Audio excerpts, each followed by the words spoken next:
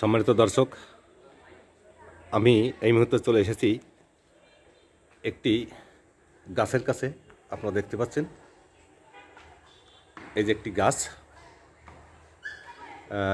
এটা হচ্ছে বাবরা গাছ, যাকে বলা হয় খই বাবরা গাছ। তো এই খই বাবরা গাছ গ্রামাঞ্চলে দেখা যায়, বিভিন্ন রাস্তার পাশেও এই গাছ অনেক সময় দেখা যায়। তো এই গাছের যে বৈশিষ্ট্য সেটি নিয়েই আপনাদের সাথে একটু আলোচনা করব। সেটা হচ্ছে এটা একটি কাঁটাযুক্ত গাছ, প্রচুর পরিমাণে কাটা হয়, আর পাতাগুলো দেখুন অনেক ছোট ছোট পাতা। আর বিশেষ করে এই যে খই বাবরা গাছ, এটা কিন্তু একটা কাঠজাতীয় গাছ। তবে এই যে গাছটি, এটা কিন্তু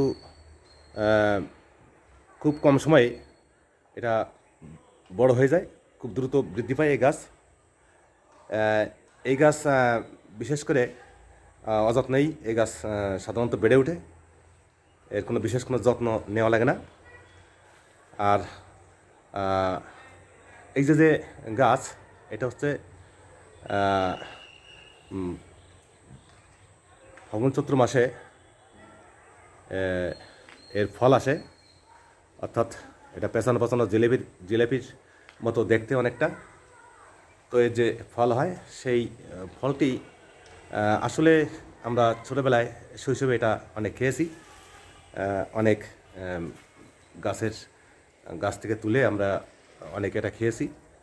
তা আপনারাও হয়তোবা অনেকে খেয়ে থাকবেন। তো বিশেষ করে এই যে খই বাবরা গাছ, এটা কিন্তু একটি আমাদের শৈশবের একটি স্মৃতি বহন করে। তো মূলত এই গাছের যে বৈশিষ্ট্য, এটা বিশেষ করে বেশিরভাগ জ্বালানি হিসেবে ব্যবহৃত হয়।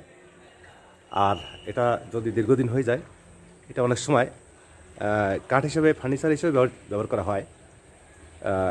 এই গাছটি আপনারা দেখতে পাচ্ছেন, এই যে গাছটি কিন্তু বেশ পুরনো গাছ, আপনাদেরকে একটু দেখাচ্ছি। মূলত এই গাছ গ্রামাঞ্চলেই দেখা যায়, আর এর বীজ তলায় পড়ে গাছ কিন্তু সহজে হয়ে যায়। এর জন্য কোনো বিশেষ কোনো যত্ন নেওয়া লাগে না। তো আমি আজকে কেন এই গাছের সঙ্গে যুক্ত হয়েছি বা আপনাদেরকে দেখাচ্ছি, তার কারণ হচ্ছে আমার শৈশবের স্মৃতি অনেক এই জড়িয়ে আছে এই গাছের সঙ্গে। এই খই বাবরা গাছের সঙ্গে আমরা এই খই বাবরার বীজ দিয়ে আমরা অনেক সময় মালা গেঁথেছি। আর এই খই বাবরার যে ফলটা অনেকটা মিষ্টি মিষ্টি লাগে।